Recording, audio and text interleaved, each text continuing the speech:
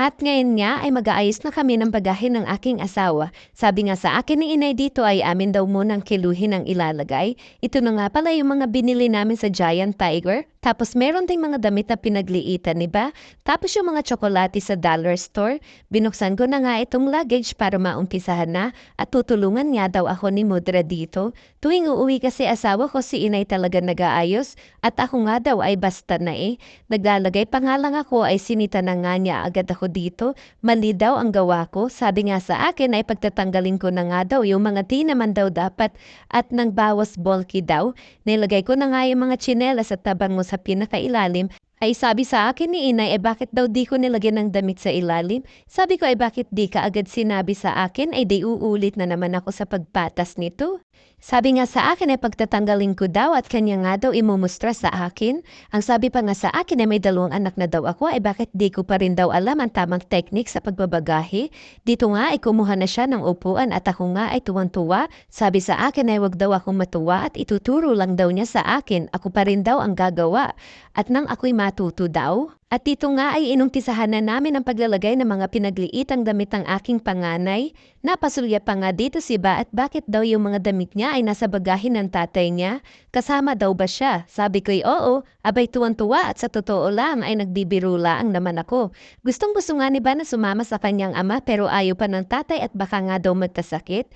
Kapag nga daw ito ay nasa tamang edad na lamang saka daw siya isasama. Sa tuwing uuwi nga ang asawa ko sa lugar niya sa Africa ay talagang yung mga pinagliitang damit ni Ba ay inuuwi niya nga rin. Dahil nga medyo marami ding kapuspalad sa lugar niya kaya ibinabahagi niya nga ito sa lugar niya. Kaya naman tuwing uuwi siya, ang laman lang talaga ng bagahe niya ay puro pasalubong. Walang personal na gamit at doon na nga lang daw siya bibili. Tapos pagbabalik siya dito ay iniiwan niya na rin. Ay pati naman luggage ay iniiwan eh. Ay sabi ko sa kanya ay dalhin pabalik at kami nga ay may plano ding umuwi sa susunod na taon para nga kako ay hindi na kami bibili pa ng bago. At habang nagpapatas nga kami dito ay may nakita ako dito na medyo malaking damit ay sabi ko kakasya pa ito sa pamangkin ni Salim. Ay sabi ni inay ay isama na daw at mas kailangan niya sa lugar ng asawa ko. Ay kung nagtataka kayo bakit may mga malalaking damit ay hindi pa naman kasya sa anak ko, ay ariho ay galing sa aking mga kaibigan na may anak ding lalaki. Yung mga pinagliitan ng anak nila ay ipinapasa naman sa amin. Abay ako'y tuwang-tuwa at di na nga kailangan pang bumili. Ay kamahal pa naman ang mga damit, saka magaganda naman at di siya mukhang luma. Ay dito nga ay kung hindi ka choosy sa pamumuhay ay talaga namang magaan lang lalo na kung wala kang bisyo. Ay ang bisyo ko lang naman ay kumain. Nung baby pa nga lang si Ba ay isinasama ako ng isa kong kaibigan sa isang non-organization group dito. Abay napakalaking tulong.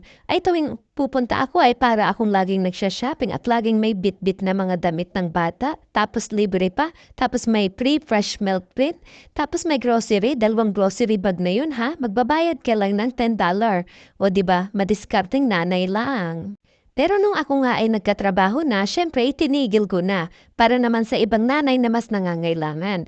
Malaking tulong talaga sa akin ang Baby's Best Start. Siya ang name ng group na pinupuntahan ko. Di lang sila basta may free item. Ini-educate din nila yung mga nanay sa tamang pagpapalaki sa mga anak. Tapos habang may mga session ng mga magulang, may mga mag-aalaga sa baby na nagtuturo din sa early development ng mga bata. Natuturin ako magluto, mag-bake sa group na to.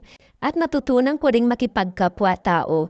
Marami silang program at sa bawat program nila ay ikaw ang makikinabang. Sa daming dinibigay sa akin ng organisasyon na to, ay naibagahi pa nga ni inay halos nang nakuha po. Sabi nga ay sharing is caring. At dito nga ay halos nangangalahati na kami nang nailalagay ay talagang siniksik namin at ang dami nga ng damit na isisiksik ay bawat isang patas ay nilalagyan ng damit tapos sisiksikan pa bawat may kawang o diba? Ang kagandahan nga sa luggage na to ay talaga namang napakagaan kaya marami ka talagang mailalagay.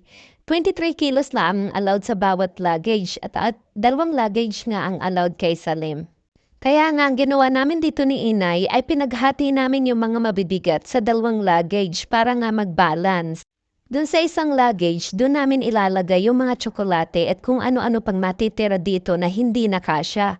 Tayo din ba kapag nagbabagahe ay may kakaibang feeling? Ang sarap magbagahe no? Kahit nakakapagod ay di mo ramdam. Bakit kaya ano? At dito nga ay nagpapapalakpak na ang aking ina. Paano umiyak na ang aking dalaginding? Abay, pag nagdire-diretsyong iyak na re, ay alam na di, siya na ang magtatapos ng bagay. At di na nga nakatiis ang lola kaya kinuha na ni inay ay talaga malakas ang sumpong ng aking dalaginding.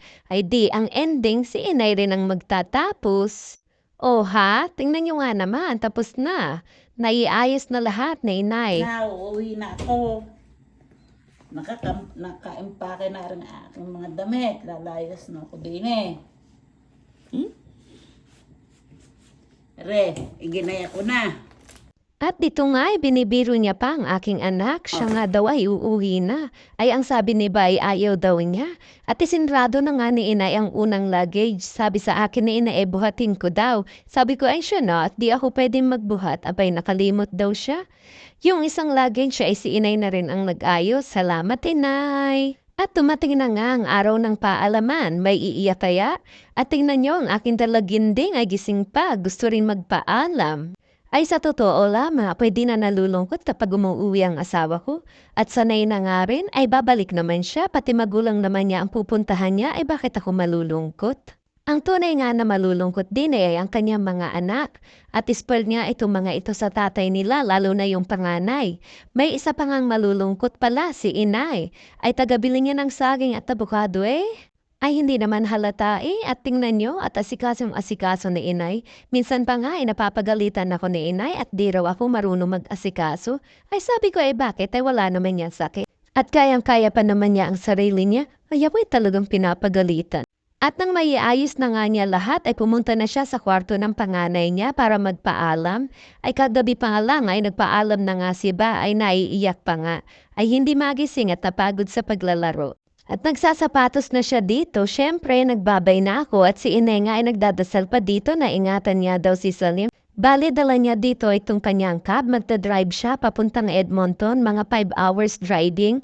Ngayon ay 11 p.m. dito siguro makakarating siya doon ay mga 5 a.m. na. Ipapark niya nga lang itong sasakyan niya doon, babayaran niya lang ng parking. Pwede naman sana siyang magbas at ikukuha ko na nga lang sana siya ng hotel ay aayaw at mas komportable nga daw siya na siya ang nagdadrive. At dahil nga siya ay paalis na, yun lamang, paalam, bye-bye! Bye-bye, baby ko!